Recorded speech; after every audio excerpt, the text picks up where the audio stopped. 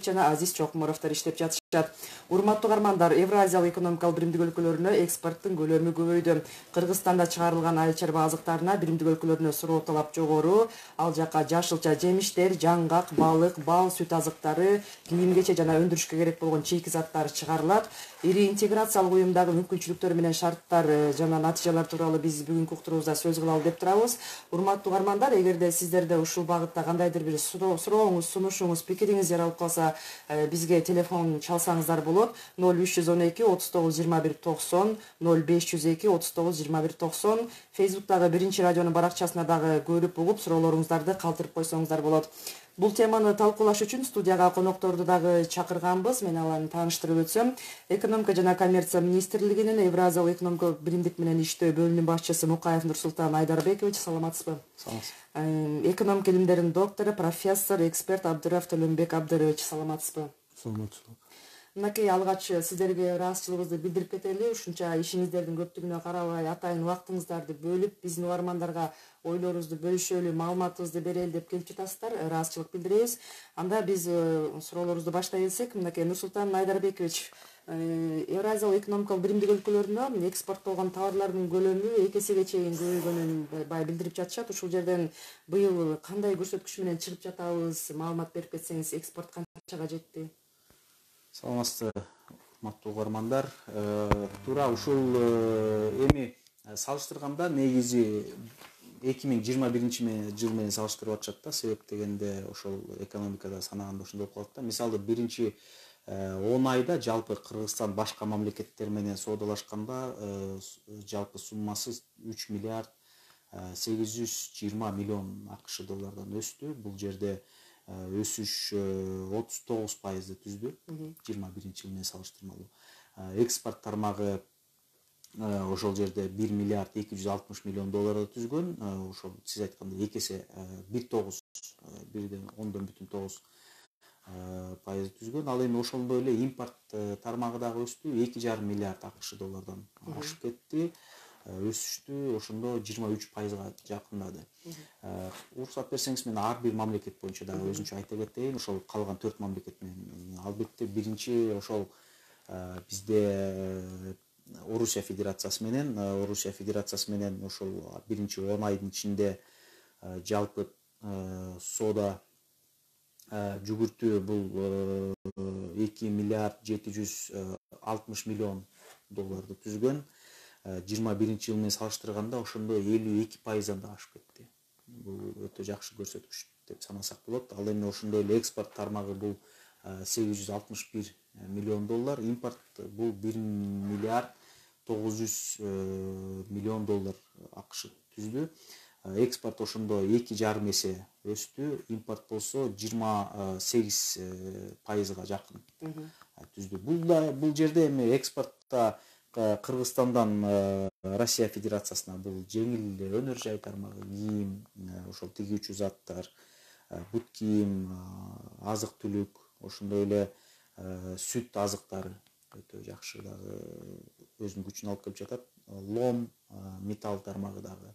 Ал эми импорт ошо Орусия Федерациясы ошол эле азык түлүк, күйүүчү майлар, энергетика, күч кубат ресурстары, газ, азык түлүк, ошол айыл чарба, химия өнөр жайын азыктары каралган. Бүгүнкү күндө ошол ал эми Орусия Федерациясынан дагы тышкары биздин коңшу мамлекетибиз Казакстан менен дагы бүгүнкү күндө ошол жалпы соода жүгүртүүбүз 976 миллион долларды түзгөн. Бул 21 жыл менен салыштырсак 12,5 эсе пайыздан түздү, өсүштү. Ал эми экспорт 374 миллион долларды түзгөн, өсүш бул жерде 17%дан жогору. Импорт тармагы болсо 600 миллион доллар, бул жерде өсүш ошондо 9,5% түзгөн. Бул жерде дагы ошондой эле айтып кеткендей айыл чарба, азык түлүк тармагында, жеңил өнөр жай тармагы. Ал эми башка эки мамлекет ошол Армения республикасы менен дагы бизде бүгүнкү күндө эми Россия менен Казакстан менен салыштырганда албетте бул жерде соода жүгүртүү акча каражаты төмөнүрөөк. Бул жерде жаңылышпасам жалпы соода жүгүртүүбүз 4,5 миллион долларды түзгөн 10 айда. 2021 жыл менен салыштырганда 1,5 эсе өскөн. Импорт ошондо 4,5 миллион долларга чукулдады. Ал эми өсүш дагы ошол 1,5 эсе. Экспорт болсо 200 миң долларды түздү. Экспорт ошондо өсүш, бирок ошондо дагы 2,5 эсе болду да. Ал эми ошондой эле бул жерде импортто ошол биздин мамлекетке унаа, биздин жарандар көп уна айдап келишти, нефть, дизельное топливо дагы көп болду. Саламаттык сактоо медикаменти жана дары тармактар, спирт жана ошондой башка азык түлүктөр биздин мамлекетке келди. Ошондой эле соңку ошо Белоруссия республикасы менен бизде жалпы соода жүгүртүүбүз 78 миллион долларды түзгөн. Бул жерде өсүш 37,5% түзгөн. Бул да өтө жакшы көрсөткүч деп айтылып жатат. Экспорт тармагы 25 миллионду ашты. Бул жерде 2 эсе, туура 2 эсе өскөн. 2020 жыл менен салыштырсак. Ал эми импорт болсо 53 миллион долларга чукулдады. Бул жерде 19%дан жогору түзгөн. Бул негизи сандарга такасак, бул албетте бул жакшы көрсөткүчтөр. Себеп дегенде бүгүнкү күндө ошол 21 жыл биз баарыбыз билебиз, ошол 2020 жылга салыштырмалуу дагы өтө чоң көрсөткүчтөр болгон. Ошондо дагы былтыр биз маалымат берип жүргөндө дагы көпчүлүк массалык маалымат каражаттарда дагы башка жарандар дагы сурап ошо мындай таң калышчу да. Ушунча өсүш болду депчи. Себеп дегенде 20 жылы байкап көрсөк өтө төмөндөп кеткен. Ошо соода жүгүртүү, импорт, экспорт дагы. Азыр бүгүнкү күндө ошо баардык 5 мамлекет ортосунда биздин мамлекеттик мекемелер, ошол эле экономика, тышкы иштер министрлиги, айыл чарба министрлиги, бизнес өкүлдөрү, ассоциациялар баарыбыз ошол 5 мамлекеттик тең ушул экспорт менен импорт бирдей өсүштү көрсөтсө бизге жакшы болот. Жакшы. Төлөнбек Абдырович, мынакей Евразиялык экономикалык биримдик бул ири интеграциялык уюм, ал жакта канчалаган мүмкүнчүлүктөр бар. Анан биздин ошо өлкөлөр ортосундагы интеграция, экономикалык карым-катыш кандай болуп жатат? Биз Кыргызстан ошолорду пайдаланып, мүмкүнчүлүктөрдү пайдаланып жатабызбы? Кандай ойлойсуз? Эми биз башында саламатсыңарбы дагы жолу. Биз башында кирип атканда ошол жакшы ой менен киргенбиз. Анткени биз үчүн да чоң бир базар ачылып атты да. Анткени ошол жалпы азыркы күндө ошо 180 миллиондук ушундай бир чоң калктуу базар болуп турат да. Анан эми эң негизгиси ушул мындай базарларда негизи эле ошол ар кайсы мамлекеттин мындай бир жакшы мүмкүнчүлүгү пайда болот да. Эгерде ошол өндүрүш жагына көбүрөөк көңүл буруп, эгерде ошол айыл чарбага көңүл буруп, анан ошону сатканга ошондой аракеттенсе, сөзсүз түрдө бул деген бир көп эле ошол пайдасын алып келе турган нерсе да. Анан биз дагы ошондой жакшы ой менен, жакшы ниет менен баягы ушул жанакы ээпке кирип атканда ошондой бир топ ойлор болуп аткан. Бирок жанакындай эми орто жолдон биз эми кирип жаңыдан эле жанакы техрегламенттерди өзүбүзгө ылайыкташтырып, жаңыдан баштап мындай иштеп неме кылып келатканда, эми өзүңөр көрүп калдыңар, баягы коронавирус деген бир катчылык болуп калды. Ошол менен анын ортосунда азыр мына дагы бир атайын операция Россияныкы жүрүп аткандан кийин ошого атайын эми санкцияларды салып, дүйнө жүзүндөгү көп мамлекеттер болгондон кийин анан кичине ошол баягы анча мынча болсо да ошо ээпке негизи эле ошо тоскоолдук ошол жагынан кичине жаралып калды да. Бирок негизи эле ушул келечекте мен ойлойм Кыргызстан үчүн бул жакшы бир шарттар түзүлүп атат. Негизи эле ээпке кийгенибиз туура болгон. Анан эми андан тышкары жанакындай дагы бир нерсени белгилеп кетким келет. Ушул ээптин алкагында мисалы азыр кабыл алынган бир 52 техрегламент бар. Анан эми ошол техрегламент негизи эле ошол эреже да, кандай товарлар сатышыбыз керек, кандай кездемелерди колдонушубуз керек, кандай азык түлүктү продукцияны чыгарышыбыз керек деген бүт ошол эрежелер бар да. Анан эми башында эгерде биз деген эптеп эле бирдемени чыгарып атсак, азыр уже түшүнүк пайда болуп калды көбүнчө биздин ишкерлердин. анан ошол стандарттарга ылайыкташтырып туруп продукцияны чыгарып аткан бул өзүнчө жакшы. Эмнеге деп айтып кетермин. Анткени жалгыз эле ушул ээптин алкагында сатпастан биз деген ушул эгерде баягы деңгээлибиз өсүп жакшы бир стандарттуу продукцияны чыгаргандан кийин биз Европа базарына деле чыгарып калабыз. Тиги Кытайдын рыногуна чыга турган мындай мүмкүнчүлүгүбүз пайда болуп калат. Америка каяка болбосун баардык жерге өзүбүздүн продукциясын сатканга мүмкүнчүлүк болуп калат. Ошон үчүн бул дагы бир өзүнчө бизди бир мындай күчтөнтүп, мындай бир жакшы дагы бир шарт башка жагынан дагы түзүп берип атат дагы. Анан эми ээптин алкагында азыр сода жүрүп атканыбызды өзүңүз деле байкадыңар. Биздин ушул Минэкономикадагы өкүлчүлүгүбүз азыр өзүңөр деле уккандай айтып берди, жакшы бир көрсөткүчтөр болуп атат. Эми анын ичинен эми жалгыз эле ошол кыргызстандык аябай катуу болуп атат, анан ошон үчүн сода күчтүү болуп кетип атат дегенден да алысмын. Анткени бул эми негизи эле ошол жана пандемиядан кийин пандемия 2020-жылы болгондо бүт байланыштардын баары үзүлүп, сода жакшы жүрбөй, анан 2021-жылы жаңынан жаңданып турган кез болчу. Анан ошонун негизинде быйылкы азыр көрсөткүчтөр аябай жакшы болуп атат да. Негизи эле баягы мурунку калыбына келип аткан кези дагы. Андан тышкары жанакы биз аркылуу дагы, биздин мамлекет аркылуу дагы кээ бир учурларда товарлар өтүп атат. Эми аны деле моюнга алышыбыз керек. Эми ошол Россияга керектүү товарлар, Белоруссияга керектүү товарлар, эми аяктан дагы кете турган товарлар да биз аркылуу балким анча мынча болсо да кетип аткандыр, ал дагы ошо көрсөткүчтөргө кичине болсо дагы өзүнүн таасирин тийгизип аткандыр да.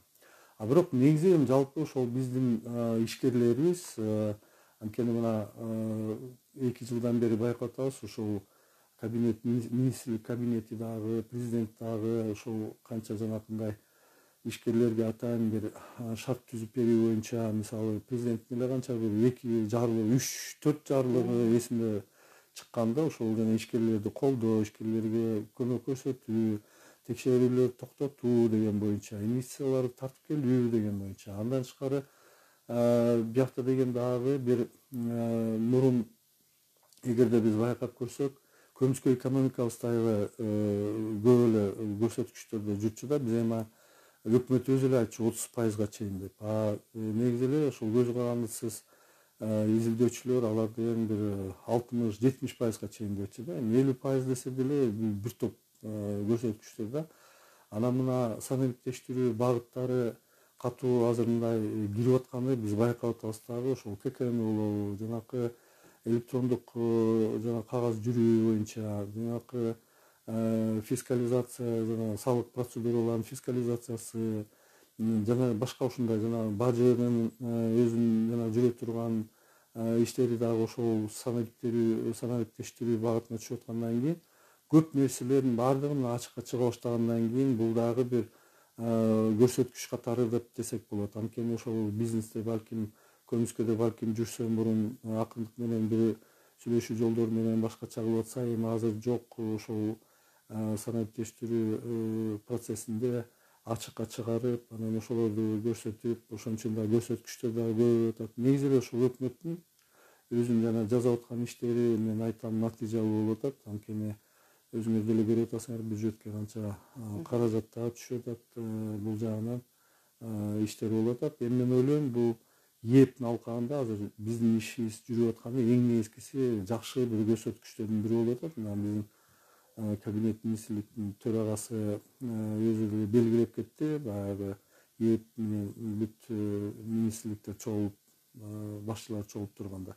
Биздин ошол көрсөткүчтөрүбүз жаман эмес, жакшы болуп турат. Анын ичинде ошол соода жагынан да жакшы болуп атат. Ошо соода деп кеттиңиз, ошол негизи биримдиктин эң негизги максаты эркин соодада болуп атат да. Анан бул жерде дагы электрондук соода тууралуу дагы маселе Евразиялык өкмөт аралык кеңештин отурумунда көтөрүлгөн болчу. Анда навигациялык пломбаларды колдонуу механизмдери жөнүндө дагы макулдашуулар болгон. Ошол министрлер кабинетинин төрагасы Акылбек Жапаровдун ошол жыйында айткандарын угуп алып, анан маегибизди улантсак. навигациялык пломбалар жөнүндө, соода саттыкты марын цифровизация кылуу жөнүндө, электрондук соода саттык боюнча салыктарды алуу боюнча, салыктарды ошо кайсы жерде ким сатып алса, ошо услуга же товарды алса, ошол жерден алабыз деген принципти дагы жолу тастыктап, ошонун баарына чогуу чараны кандай иш аракеттерди кылабыз деп методикаларын иштеп чыгып, бири-бирибизге жардам бере турган мүмкүнчүлүктөрдү карайбыз. Мынакей Нурсултан Айдарбекович, негизи навигациялык пломбалардын колдонуу механизми тууралуу азыр негизи мына агайда айтып кетпеди, санариптештирүү жаатында иштер кандай болуп атат, биримдиктин алкагындагы иштерге токтолсоңуз? Навигациялык пломбалар боюнча бул азыркы бүгүнкү күндө ошол долбоор каралып жатат. Анын негизги максаты ошол биздин жарандар өздөрүнүн соода жүгүрүп жатканда өздөрүнүн жүгү эч кандай тоскоолдуксуз келишимде жазылгандай эркиндик түрдө жеткирилсин деген мааниде. Бүгүнкү күндө бардык мамлекеттер ошол ички макулдашуу процедураларын жүргүзүп жатат. Мындай айтканда аз калды деген кеп да. Ошол эгерде ошол документтер жакын арада кабыл алынса, жогорку кеңеште каралып чыгат болуш керек, жаңылышпасам. Ошол документтер кабыл алынса, анда ал эмнени берет? Ал документ менен биздин жүк ташуучу мекемдештерибиз, мисалы Москва шаарына же болбосо Белоруссия Минск шаарына жөнөтүп жатканда, Бишкектен мисалы маселен ошол жүктү жүктөгөндө ошол кабыл ала турган пунктта бардык ошол жүк боюнча, унаа боюнча, жана ошол салмагы боюнча кайсыл жерде өстүрүлгөн, кайсыл жерде сакталган, ошол бардык маалыматтар болот. Ошол маалыматты текшерүүчү адамдарга, ошол текшерүүчү мекемелердин өкүлдөрүнө көрсөтүп, тийиштүү документтерди анан өтө берет да. Ал эми ошол эмнеге пломба? Себеп дегенде ошол атайын пломбалар, навигациялык пломбалар болот. Ошол пломбалар аркылуу, спутник аркылуу ошол карап турса болот да. Эч жака жүгүн мисалы кетип баратып башка жерге таштап кеткен жокпу, же болбосо ошол пломбаны ачып ошол жүктү дагы кошумча салып алган жокпу деген кеп да. Ошондо эч кандай тоскоолдуксуз жүктөр жүрсө, бул жерде темир жол, анан бүгүнкү күндө ошол темир жол, анан унаа, авто унаалар, ошол эки бүгүнкү күндө ошол унаанын эки түрү каралып жатат. Келечекте эгерде пилоттук проекттер болот башында, эгерде ошол пилоттук долбоорлор өздөрүн актап жана ошол коюлган максаттар, тилектер ишке ашса, анда ошол мындай айтканда на постоянной основе ошол дайыма ошол пломбалар менен колдонуп турат да. Анын ошол башкы максаты ошол текшерүү, көзөмөлдөө процедуралардын санын азайтуу. Мисалы мындай түшүнсөк болот да. Мисалы Кыргызстанда бир товар өндүрүлүп ушул жерден чыккан боюнча жеткен жерине чейин түз жетет, ачылбайт, эч жерден түшүрүлбөйт, анан ошол жерден ачылат, э? Туура. Мисалы бул жерден Кыргызстандан сүт азыктарын мен унаама жүктөдүк, 20 тонна мисалы Бишкектен Астанага бар, Москвага бартам же Владивостокко. Кетип барат, бул жерден жүктөгөндөн соң тийиштүү мамлекеттик мекемелер пломбалайт. Тийиштүү документтерге кол коюп, печать басып, ошол документтерди айдоочуга берет жана санарит аркылуу, ошол электрондук аркылуу да ошол бардык тийиштүү пункттарга берилет да ошол маалымат. Туура. Ал жерде маршрут болот. Мисалы Бишкек, Алматы, Астана, Астана, Москва депчи.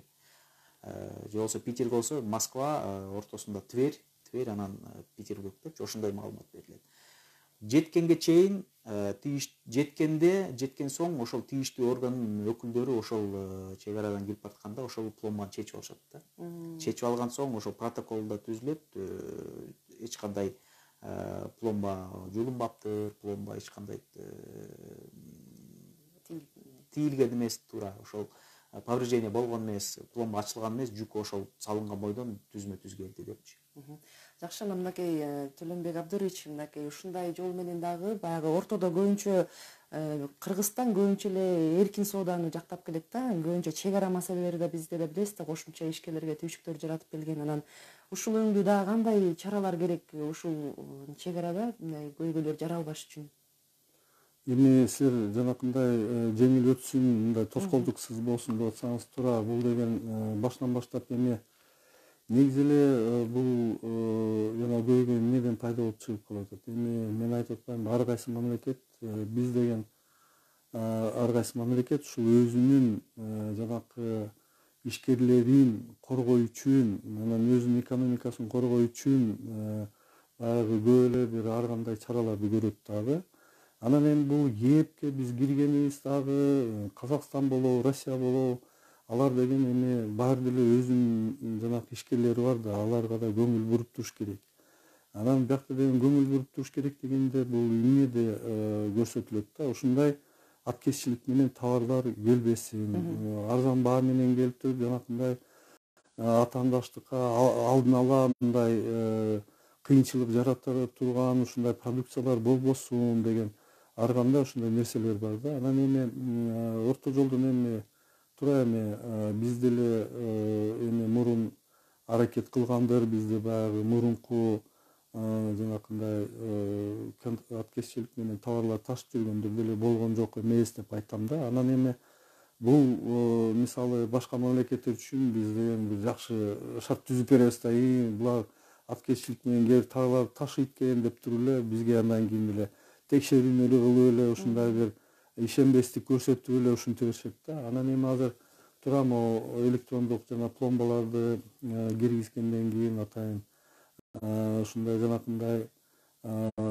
сканерлерди коюп чет жактан эме жанакы чек араларда, анан дагы ушул электрондук документтерди баарды түз жүргүзүү, ушул жанакы иш санариптештирүү жагына көбүрөөк көңүл бурса, мен ойлойм бул маселелердин баары да акырындык менен жоголо баштайт дагы. Бизде деген ушул мисалы казак чек ара же Россиянын чек арасында жөн эле өтүп кеткен деле болушубуз керек. Ал жакта жанакындай сканерлер турса, анан электрондук пломбалар болсо, машина мындай тоскоолдуксуз эле кете берет. Ал үчүн анан бул биринчиси, экинчиси эми бири бирибизге эми мындай ишенүү жагынан дагы көбүрөөк мындай колдоо көрсөтүшүбүз керек дагы. Мындай эми ээптин алкагында чогуу болуп аткандан кийин ошондо дагы бирибизге көмөктөшүп, мен ойлойм мына ушул биздин башчылар канча жолу жолугуп, бул маселелердин баары көтөрүлүп, эми бул негизи эле бир жөнгө салынып, мындай бир нукка түшөт деген эле кеп да. Нурсултан мырза, мынакей ушул чек ара маселеси боюнча айтканда, өткөндө ээктин дагы комиссиясы келип кетпеди беле? Бияктан текшерип, ошолордун жыйынтыктары кандай болду? Эмне деп кетишти? Тийиштүү протоколдор түзүлгөн, бүгүнкү күндө ошол боюнча иш жүрүп жатат.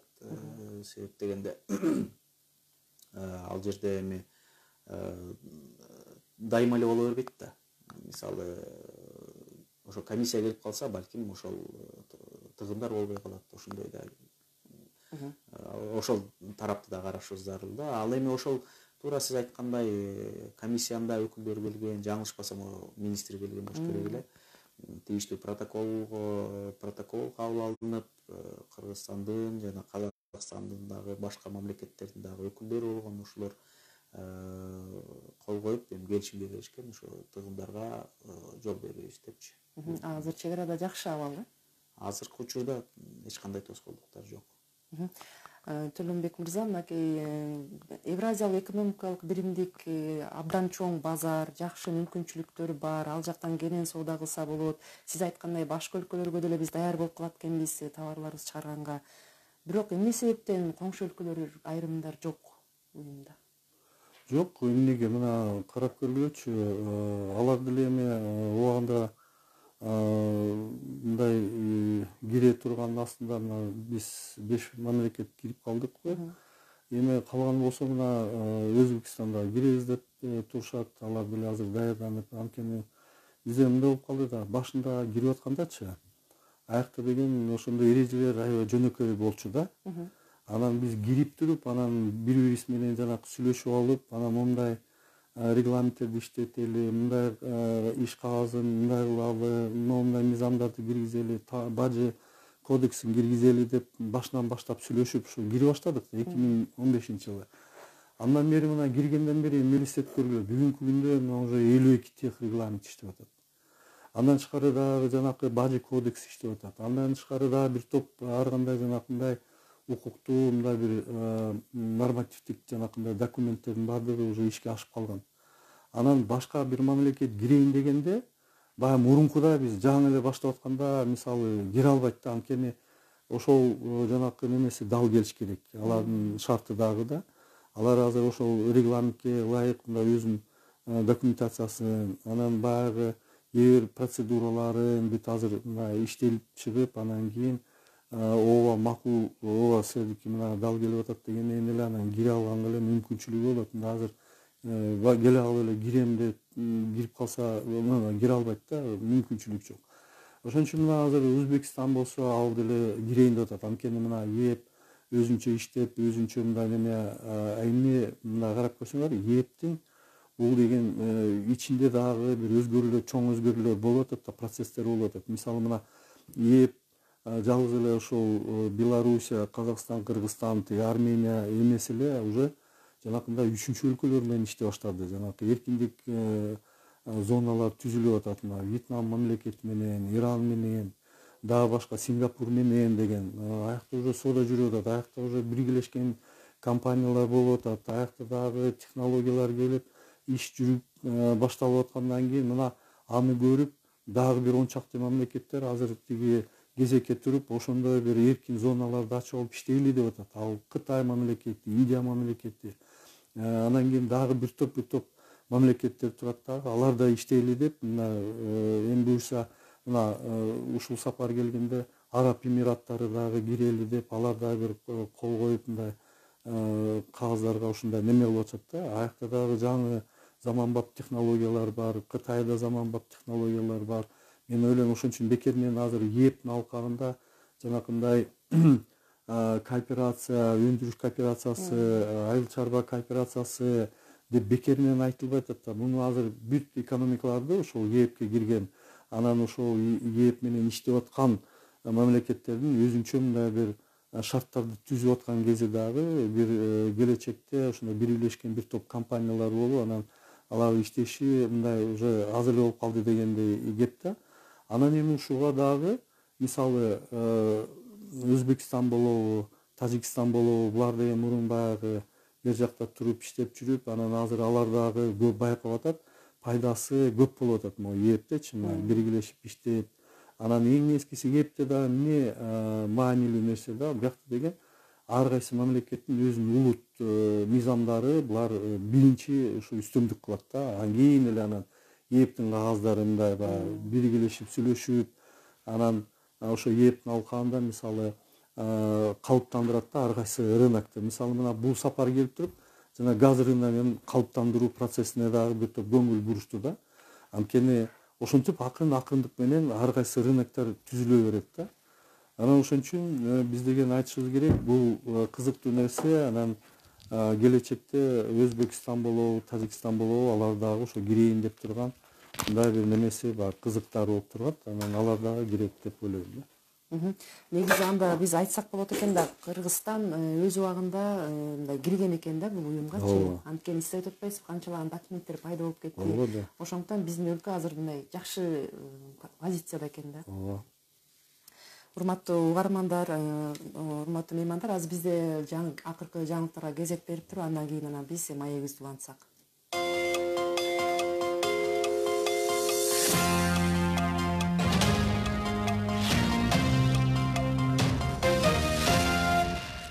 Саламатсыздар, урматтуу радиочулар, назарыңыздарда жаңылыктардын кезектеги чыгарылышы. Министрлер кабинети мамлекеттик жана муниципалдык кызмат көрсөтүүлөр үчүн төлөмдөрдү накталай эмес формада кабыл алуу жөнүндө чечим кабыл алды. Ага ылайык керектөөчүлөргө мамлекеттик жана муниципалдык кызмат көрсөтүүлөрдү акы төлөө негизинде сунуштаган мамлекеттик жана муниципалдык мекемелер банктык төлөм карталарын, электрондук акчаларды, QR коду менен төлөм терминалдардын башка инструменттерди пайдалануу менен төлөмдөрдү кабыл алуу үчүн арналган жабдууларды орнотууну камсыздоого тийиш. Ысык Көл областында Тамга эл аралык спорт комплекси жана Чүй областында Бир булак жаңы тоо туристтик кластерин куруу долбоору туризмди өнүктүрүү боюнча улуттук кеңештин 2-жыйынында жактырылды. Беле кетсек, жыл бою иштей турган Бир булак тоо туристтик эс алуу жайын долбоору иштелип чыккан. Чүй областынын Оорусай Капчык айында тоо туризминин кластери курулат, анда мейманканаларды куруу, эл аралык деңгээлдеги лыжа базасы үчүн бардык зарыл инфраструктура каралган. Долбоор мамлекеттик жеке өнөктөштүктүн алкагында ишке ашырылат. 2023-жылы туризмди өнүктүрүү боюнча дагы бир дымактуу долбоорлордун бири катары Ысык Көлдүн түштүк жээгинде Жетөгүз районунда эл аралык олимпиадалык даярдоо борборунун курулушу эсептелет. Ошондой эле туризмди өнүктүрүү жана колдоо фонду тарабынан Баткен районунун Разаков шаарында санаторий, балдар лагери жана ошондой эле коттедждердин курулушу каралган. Санаториялык курорттук кластердин эскиздик долбоору сунушталды. Тышкы иштер министрлиги кыргызстандыктарды Тажикстанга барбай турууга чакырат. Тажикстанга саякат менен барууга же ал өлкөнүн аймагы аркылуу башка мамлекеттерге транзиттик каттамдарды жасоодон убактылуу карманып туруу сунушталат. Бул өлкөгө кирүү жана чыгуу маселелери боюнча Тышкы иштер министрлигинин консулдук департаментинин жана өлкөдөгү элчиликтин ишеним телефонуна кайрылууга болот. 2022-жылдын 10 айында Кыргызстанга 29110 жеңил автомашина алынып келинген. Бул өткөн жылдын ушул мезгилине салыштырмалуу дээрлик 3 эсеге көп. Улуттук статистикалык комитеттин маалыматына ылайык, автомашиналардын жалпы баасы 345,1 миллион АКШ долларын түзгөн. Эң көбү Грузиядан, Кореядан, АКШдан, Япония жана Литвадан, ошондой эле Кытайдан киргизилген. Энергетиктер күнүнө карата эмгеги менен өзгөчөлөнгөн кызматкерлер сыйланды. Салтанаттуу иш-чарага министрлер кабинетинин төрагасынын орун басары Бакыт Төрөбаев, министрлер жана тармактын ардагерлери менен энергетиктер катышты. Иш-чарада министрлер кабинетинин ардак грамотасы, Энчирюса жана жогорку кеңештин ардак грамотасы, энергетика министрлигинин жогорку сыйлыктары, ошондой эле КМШнын эмгек сиңирген энергетиги төш белгиси, каарман төш белгиси жана ардак грамоталар тапшырылды. Эртең 23 декабрда Бишкекте кыргыз жараны концепциясынын контекстинде Кыргыз Республикасында жаштардын коомду өнүктүрүүдөгү роль аттуу 2-чи республикалык илимий практикалык жаштар симпозиуму өтөт. Иш-чара маданият, маалымат, спорт жана жаштар саясаты министрлиги, билим берүү жана илим министрлиги, президентке караштуу мамлекеттик башкаруу академиясы жана Ыйман диний маданиятты өнүктүрүү фонду тарабынан уюштурулат. 23 декабрда Улуттук тарых музейинде Баткен окуяларында мекен үчүн курман болгон баатырлардын элесин түбөлүк калтыруу максатында иш-чара өтөт. Иш-чарада Баткенде кайтыш болгон жоопкерлердин портреттери Улуттук тарых музейиге өткөрүлүп берилет.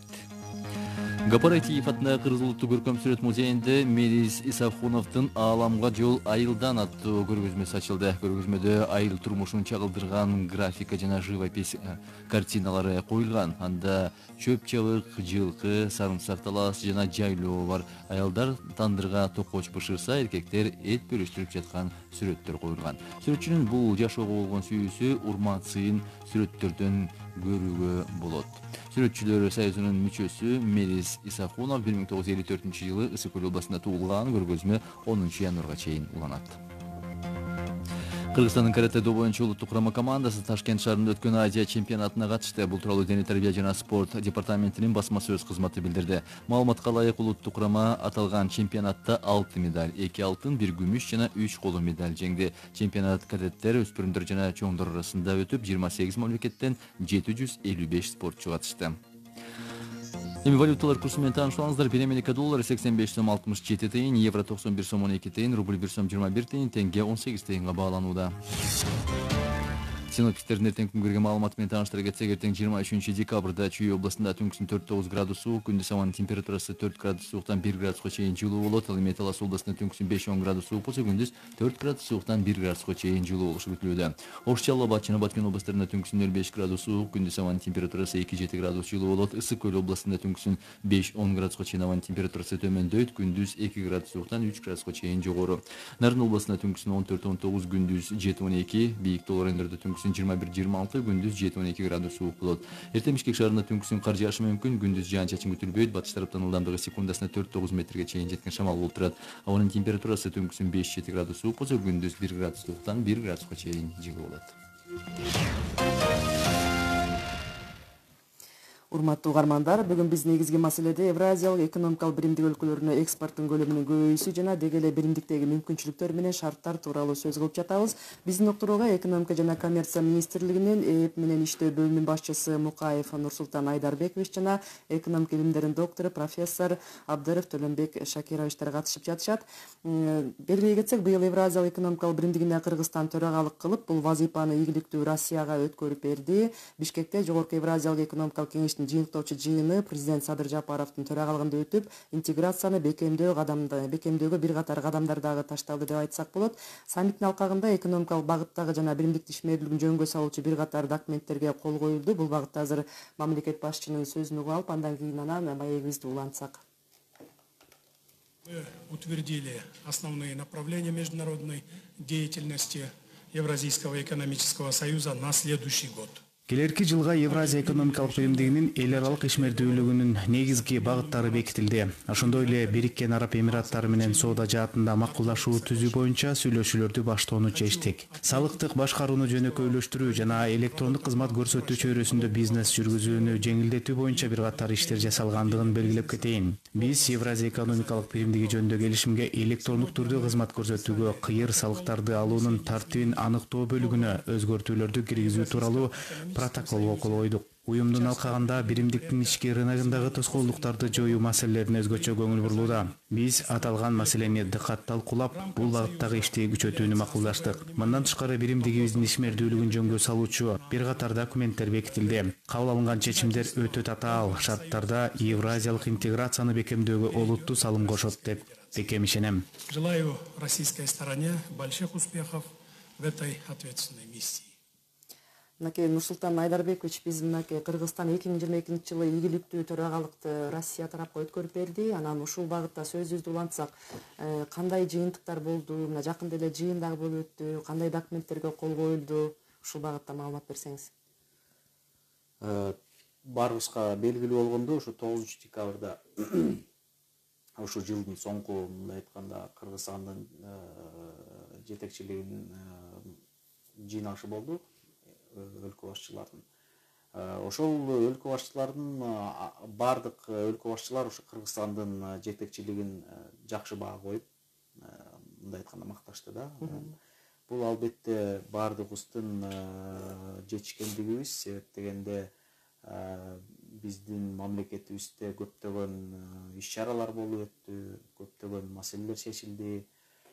Бирок ошол эле учурда көптөгөн маселелер чечилбей калды, бирок долбоорлор коюлуп, жыйналыштар өткөрүлүп, жакын арада дагы кошумча консультациялар башталат.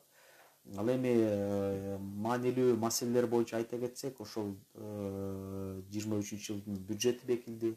Кандай болот экен, ошол 21 жылдын дагы бюджети каралып, тиешелүү чечилбеген маселелер бар болчу, ошолордун баарын дагы кабыл алышты. Газ тармагындагы массалык маалымат каражаттар дагы өтө курч карап, өтө кызыктуу, маанилүү, орчундуу маселе биздин мамлекетибиз үчүн. Ал боюнча дагы айта кетейин, талкуулап, ошол жерден өлкө башчылар комиссияга жана башка 5 мамлекеттин эксперттерине кошумча карап, бардык деңгээлдерде карап чыгып, ушул май айын 23 жылдын май айында Москва шаарында, Орусия Федерациясында боло турган келерки жогорку жыйналышында кайрадан киргизип, ошол жерде өлкө башчылар дагы талкуулайлы деген тапшырма берилди. Ал эми ошондой эле эл аралык ишмердүүлүк боюнча дагы чоң долбоорлор бар башка мамлекеттер менен. Ошол эле Индонезия менен 23-жылы ошол май айында дагы, бүгүнкү күндө ошол май айы деп каралып жатат, балким жылып кетиши мүмкүн, бирок 23-жылы Индонезия менен ЕЭП Индонезия деген форум өткөрүшү күтүлүп жатат. Бул да өтө чоң жакшы мүмкүнчүлүк. Биздин дагы мамлекетибиздин дагы жеке ишкерлери да чакырылат ал өз убагында. Ошол жерде Индонезиянын бизнеси менен башка мамлекеттик мекемелердин өкүлдөрү да келип, ошол жерден таанышып, тийиштүү маселелерди карап чыкса болот. Менимче бул жерде дагы биз, эсиңизде болсо керек, август айында дагы алгачкы ошол жаштар форумун өткөрүп өтүп эле, ошол жерде дагы өткөндө 14 14 декабрда дагы Евразия экономикалык кеңеши болду. Ошол жерде вице-премьерлердин келди. Ошол жерде Орусия Федерациясы айта кетти. Ошол экинчи жаштар форуму ошол Россияда болот 2023 жыл. Бул да өтө чоң жетишкендик, себеп дегенде ал биринчи форум ошол биздин президентибиздин ошол багытында коюлган, сунушу менен өткөрүлгөн. Ошондой эле экономика форуму дагы өткөн. Ошол форум дагы Россия Федерациясында өтөт. Эми ал экономикалык форумдун ал өзүнүн положениясында да аталган, ошол жетекчилик кылып жаткан мамлекеттин аянтында болот депчи. Ал эми ошол жаштар форуму Россия Федерациясында колдоп кетти. Бул өтө чоң жакшы көрсөткүчтөрдүн бири да. Негизи ошо жыл башынан бери эле Кыргызстан өзүнүн дагы мындай сунуштарын берип, талаптарын коюп келет го. Ошолордун жыл аягына чейин жылыштар болдубу? Кайсынысы аткарылды? Албетте ошол биздин президентибиздин кайрылуусунда дагы аталган чоң багыттар, орчундуу маселелер, ушул бөгөт тармагы, стратегия тармагы. Ошол стратегия боюнча мен кыскача уруксат берсеңиз айта кетейин. Ал жерде көптөгөн иш-чаралар бар. Ар бир иш-чаранын өзүнүн аткаруу мөөнөтү бар, аткаруу формасы бар. Кээ бир иш-чаралар мисалы доклад менен кабыл алынат, кээ бир иш-чаралар боюнча кандай бир тапшырмалар берилет, чечимдер кабыл алынат да. Ошол жерде кээ бир иш-чаралар мисалы быйыл бир нече иш-чара аткарылмак, бирок мөөнөтү дал келбей калды, аткарганга кичине кечигип калдык деген маселелер бар да. Ал жерде көптөгөн факторлор бар. Мисалы ошол эле саясий тармагы да ойноп кетиши мүмкүн, же болбосо экономикалык кандай бир келишимдерге кол коюлбай калышы мүмкүн да. Ошол маселелерди дагы бүгүнкү күндө 5 мамлекет талкуулап, ошол мөөнөтүн жылдырганга да аракет кылып атат. Жарым жылга, 1 жылга жылдырып атышат. Ошол формасын дагы, аткаруу формасын дагы алмаштырып атышат. Кээ бир протоколдорду, чечимдерди кабыл алалы, кээ бир жерде мисалы рекомендация катары кабыл алалы депчи. Бул да өтө чоң маанилүү документ бүгүнкү күндө. Ошондой эле бөгөт тармагы боюнча дагы биздин президентибиз өзүнчө механизм айтып кеткен. Ошол биздин диалогдун башында дагы ошол бөгөт маселеси каралбады беле. Ал жерде дагы өтө маанилүү механизм, себеп дегенде ал бир күндө эле каралып чыккан эмес. Аны биз жылдап биздин кыйынчылыктар, биздин мекендештер ошо кыйынчылыктар менен бетме бет турганда ошонун баарын карап, изилдеп чыгып, теория менен практиканы бирге алып келгенге шайкештелет да. Себеп дегенде ал жерде ошо комиссиянын кошумча механизмдер менен, кошумча укуктар менен бөлгөнгө жол берет да, эгерде баардык мамлекеттер колдосо. Себеп дегенде бүгүн комиссия бир гана сунуш катары берилет. Ал эми президенттин сунушунда ал комиссия сотко кайрылып, соттун чечими менен кандай бир айыптарды көрсөтсөк болот да. Ошо бөгөттү же болбосо тоскоолдукту эгерде далилдеп чыккандан кийин ошол мамлекетке мөөнөт берилгенде, ошол мөөнөттүн ичинде жок кылбаса, анда ошо четке какпаса, анда ошондой айыптар коюлат да. Башка жол жок калды. Жакшы. Мынакей Төлөнбек Шакирович, мына Кыргызстан 2022 жылы кандай ойлойсуз, өзүнүн вазифасын кандай аткарды? Мына соңку жыйында дагы 17 маселе каралды, бир тобуна кол коюлду. Анан жалпы эле сиздин баамыңыз? Эми жалпы баам мындай да баягы тажрыйба акындык менен болсо дагы токтолуп кеткен. Мына биринчи баягы төрагалык кылганда мынча көп демилгелерди да көп чыгарып, маанилүү демилгелерди деп кетсем болот да, көп чыгарган эмес элек. Бирок мына бул сапар төрагалык кылганда маанилүү негиз эле ошол маселелерди коюп, биз деген аябай жакшы деп мен угуп деле калдык го. Чындыгында ЕЭПке кирген мамлекеттердин башчылары жакшы өзүнүн баасын берип кетишти. Анткени чындыгында мына жанакы жаштар форуму деп атпайбызбы, бул дагы Кыргызстандын берилген демилгеси болчу. Анан эми ушуну баардыгын да колдоо таап, анан азыр аябай жакшы чыгып аткан нерсе. Анан эми жалгыз эле мисалы бул жаш форумдары, жаштардын форумдары дагы болгон нерселердин баардыгы бул ичинде дагы болуп аткан иштер болуп атат да. Мисалы ошо жаштар эмнеге муктаж деген көп нерселерди болгондо, эң биринчиси ошол жанакы билим жагына эң муктаж деп. Анан эми ошол билим жаатында кандай өзгөрүүлөрдү кылышыбыз керек, кандай кылышыбыз керек, кандай жолдо жолго салышыбыз керек, эмне кылышыбыз керек деп ал жагында талкуу жүрүп атат. Андан кийин тышкары ошол эми жаштар биздин келечегибиз дегенден кийин ошо жаштар келечекте кандай болуш керек деп туруп аяктан дагы чыгып аткан жана илимий жагынан дагы илимий техникалык борборлорду ачуу, анан ошолорду жаштарды көбүрөөк ошол жака аралаштырып мындай иштетүү дегенде бул дагы өзүнчө бир багыт катары кеткен турат да. Эми бул мен ойлойм келечекте бул илим билим деген жактарын кичине азыр иштелип маселелер жакшылап каралгандан кийин бул дагы бир өзүнчө бир багыт катары кетет го деген эле кеп. Андан тышкары эгерде карап көрсөңөр ушул Кыргызстан тарабынан жанакындай дагы бир маанилүү сунуштар берилген. Бул эми жанакы финансылык рынокты дагы мындай бир калыптандыруу боюнча, ошо жана фондовый биржа боюнча жанакындай дагы криптовалюта болобу, эмнеси болобу ошолордун баардыгын баягы кандай кылышабыз, кандай жүргүзөбүз, иштерди кандай кылыш керек, эмне кылыш керек деп ал дагы маселеде болуп атат. Эми ал деле бул маанилүү болгондон кийин азыр аякта дагы бир топ жанакындай маселелер каралып, аны кандай кылабыз, эмне кылабыз деп талкуулар жүрүп атат, баягы нерселер болуп атат. Андан эң чоң дагы бир жакшы нерсени Кыргызстан демилге катары чыгарды эле, жана кооперация деген эле ошол Кыргызстандан да неме болду да.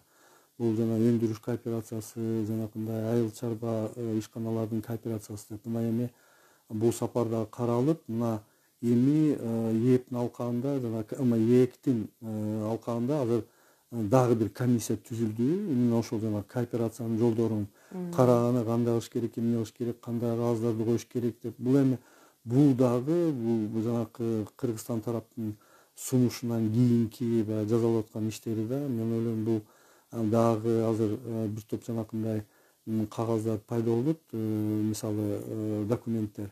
Анан мен ойлойм муну кол койгондон кийин бул да иштелип баштайт. Анткени жана кооперация деп атканыбыз бул жакшы болуп атат да. Биз ошол демилгени чыгарып аткандан кийин өз жөнүндө да ойлонуп аттык да. Кыргыздын ишканалары, Кыргызстандын ишканалары кантип ошол жанакы кооперацияга интеграцияланып, кандайынан иштелип чыгыш керек, биякта кандай нерсесин көбөйтүшүбүз керек, кайсы жагына басым кылышыбыз керек деген ошондой сыяктуу көп бир маселелер болуп атат. Анын баардыгын азыр эми буюрса бул да демилге катары болуп аткандан иштелип чыгып атат. Анан эң чоң демилге бул дагы улам эле айтылып аткан бул ошол товардын жанакындай жеңил мындай эркин өтүшү, бул чек ара аркылуу, бул да Кыргызстан улам эле көтөрүп келген да бул маселелерди. Анан жанакы ошонун ичинен навигационный пломба болобу, дагы башка бир жолдордун бул да Кыргызстандын берген сунуштары да.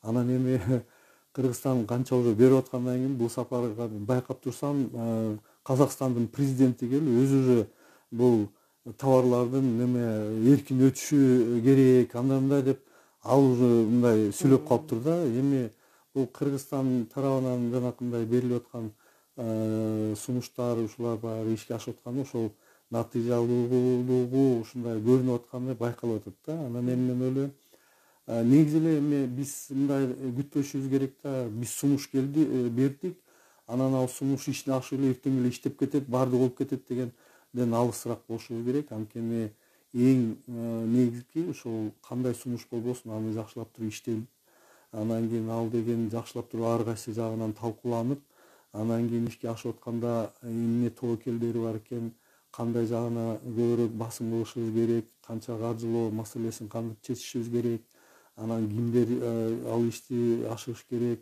ашырып атканда каяк жагына кичине көбүрөөк басым кылышыбыз керек деген бир топ алдыда жанакындай иш чаралар турат да. Ошонун баардыгын жакшылап туруп ишке ашыргандан кийин бышырып туруп дегенде, анан кийин эгерде ошо ашырсак, мен ойлойм бүт ээптин алкагында болуп аткан жанакындай иш чаралар булар сапаттуу да болот, натыйжалуу да болот.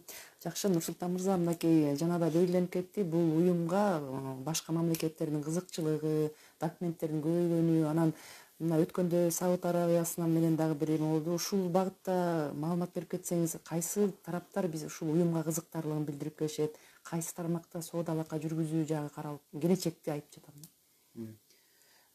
Туура агай башында айтып кетпедиби жана документтерге туура ошол, бирок биз дагы ошол 2015-жылы киргенде бизге 20-жылга чейин же болбосо 21-жылга чейин мындай өзүңөрдүн улуттук ошол акттарыңарды шайкештирип алгыла, калыбына келтирип алгыла деп мындай отсрочкаларды берген да. Ал жагын да карасак болот. Мисалы бүгүнкү күндө Өзбекстан же болбосо Куба кирем десечи, ошол байкоочу мамлекеттер, наблюдательдер кирем десе дагы ошол тармакты дагы сүйлөшсө болот да, мисалы. Аларга деле берилет да жеңилдик. Берилсе болот. Анын баары эгерде мамлекет кирем десе 109-берине да ошол келишимде өзүнүн процедурасы бар да. Ал эми кандай сүйлөшөт, балким биздин бирликтен кандай бир сунуштар болсо, ал мамлекеттер карап башкача айтышы мүмкүн да. Анын баары сүйлөшүлүп, тийиштүү протокол түзүлөт, анан ошол баары механизмдер жазылат да. Ал эч кандай эме жок. Албетте бизде мисалы бирликтин саны көбөйсө да биздин мамлекетке да жакшы болот. Ошол эле коңшу мамлекетибиз, мисалы Өзбекстан, Греция, андай эч эме жок да. Ал эми географиясы боюнча туура бүгүнкү күндө мисалы ошол президенттер кол койгон документ эл аралык иш боюнчачы, ал туура жылдан жылга эле жыл сайын кабыл алынат. Ошол мындай айтканда эл аралык долбоор да, план. Ошол планды аткаргангачы ал жерде мисалы ШОС, КМШ, АСЕАН, ошо бул чоң уюмдар бар. Ошолор менен иштерди алып баруу себеп дегенде ошол мамлекеттер менен дагы мамлекеттер да бар. Мисалы ага айтканда Вьетнам, ошол Сингапур деген өтө бай мамлекеттер, араб өлкөлөрү бар, Египет менен. Мисалы Египет менен азыр жаңылышпайм, сентябрда болуш керек эле, ушу күзүндө дагы Орусия Федерациясынын өнөр жай зонасы бар экен, российская промышленная зона, ошо Суэц каналы боюнча. Ошол жерде дагы тийиштүү чоң аянты бар экен. Ошол жерде дагы биздин жеке ишкерлерибиз ошо Орусия Федерациясына ишкерлерине берилгендей условиялар менен берилген да. Ал жерде да кааласа өздөрүнүн товарларын да эметсе болот да. Ал жерде чоң льготалар бар, жеңилдиктер берилген. Ошондой маселелер каралган. Индонезия менен, Индонезия дагы жаңылышпасам 6-7 орунда турат болуш керек, ошо калк боюнча, саны боюнча өтө чоң, өтө бай мамлекеттердин бири да. Агай башында дагы айтып кетпедиби, тех регламенттер боюнчачы. Бул тех регламенттер биз эгерде биздин жарандар Кытайга, Сингапур, ошол Араб Эмиратына эле, ошол бай мамлекеттерге, мисалы Америкага же Европага жүк ташып, өзүнүн жеке ишин өндүрөм десе, анда албетте баардык продукциясы, ошол азык түлүгү шайкеш болуш керек да. Себеп дегенде эч кимге сыр эмес, сырдуу эмес, Кытайга же болбосо ошол мен атап кеткен мамлекеттерге жүк алып барып ташуу, экспортто бул өтө татаал да. Себеп дегенде ал жерде өздөрүнүн тийиштүү требованиялары бар. Мисалы бизде 10 болсо, аякта 15 болушу мүмкүн. Анан ошол мамлекеттерге өтө жакшы дүйнө жүзүнөн келген товарлар импорттолунат. Анда туура түшүнүш керек. Себеп дегенде башка мамлекеттер дагы эртеңки күнү кирип калса, анда ал мамлекеттерге дагы ошол требованиялар да коюлат да. Ошонун тармагында карасак болот. Башында мисалы 4-5 жыл мурун жаңы киргенде мындан да татаал болчу да. Бирок тажрыйба бул убакыт менен келет экен. Жыл убакыт өткөн сайын биздин дагы мамлекеттик мекемелерде кадр маселеси дагы биздин мамлекеттик мекемелердин кадрлары дагы өсүп келатат. Ошол биздин өкүлдөрүбүздүн дагы өтө тажрыйбалуу, биздин жеке ишкерлер дагы көнүп баратышат да. Көбүнчөсүчү ошол жакшы да ал жерде. Акырындык менен нукка түшүп келаткан. Анан Төлөнбек мырза, мынакей кээде мындай интеграциянын алкагында кабыл алынбаган дагы бир мындай нормалар талап кылынып калган учурлар дагы болот да. Кээде болсо айрым учурда мисалы жүк ташуучулар, биздин жүк ташуучулар дагы бир кандайдыр бир аткарбай убара болуп кайра келип калгандары болот. Анан ушул жерде жана маселенин орток мындай чечилчү жери жана сиз айтып аткан кабыл алынып жаткан тех регламенттер менен баарын чече алабыз да. Ооба, эми тех регламенттер менен туура жанакы атайын ушул эреже иштелип чыгып атат ошо тех регламент аркылуу. Анан эми мен бир эле мисалды айтып кетейин деп атам да. Бул тех регламенттер негизи жанакы дүйнөлүк ХАСП же ISO 9000 деген стандарттар бар. Ошонун негизинде эле иштеп чыккан тех регламенттер да. Булар дагы ошо дүйнөлүк жанакы муктаж кылып аткан жана стандарттарга ошо ылайыкташтырып туруп жасаган. Анан эми кээде биздин ишкерлер ошол мындай тех регламент өтүп кетем, дагы бирдеме болуп кетем деп башка жолдор менен чыгып кетип атканда бул ошону менен кайта башка жерден буруп коюшат дагы. Анткени башында туура биз деген мына кирип атканда башында киргенде мисалы 2015-жыл болгон эле ал кезде 36 эле тех регламент болчу. Ошондо дагы ичинде бизге бир топ жеңилдик берип, бир 2 жыл, кээ бир тех регламенттерге 3 жыл деп берилген да. Бирок ошону эмнегедир биздин жана ишкерлер эми бирдеме болуп өтүп кетебиз, дагы бирдеме болуп кетебиз. Анан эми азыр эми мындай кылып туралы деп башка жол менен кылалы деп атып эле кээ бирөөлөр жакшы өздөштүрбөй койгон да. Бирок мындай кылып коюлуш керек да, мындай түшүнүк пайда болуш керек да. Бул ээптин алкагында жылдан жылга бул регламенттин уже баягы кириши бул мындай сөзсүз түрдө боло турган нерсе, татаалдаштырыла турган нерсе, бул регламенти менен колдонуп жашоо деген болот деген нерсе. Кийин ал жеңилдик берилбейт. Бул деген жанакы азыркы бир убакыт берилген, жанакындай жеңилдик убакыттар. Бирок бара акырындык менен алар деле түшүнүп атты да. Тиги тажрыйбаны топтогондон кийин баягы ишкерлер иштеп калгандан бүттү, андан кийин уже нактуу эле регламенттин ичинде иштеп калабыз деген. Эми көбүнчө биздин азыр ишкерлердин ошондой түшүнүк пайда болуп калды. Мына тех регламентсиз болбойт экен деген.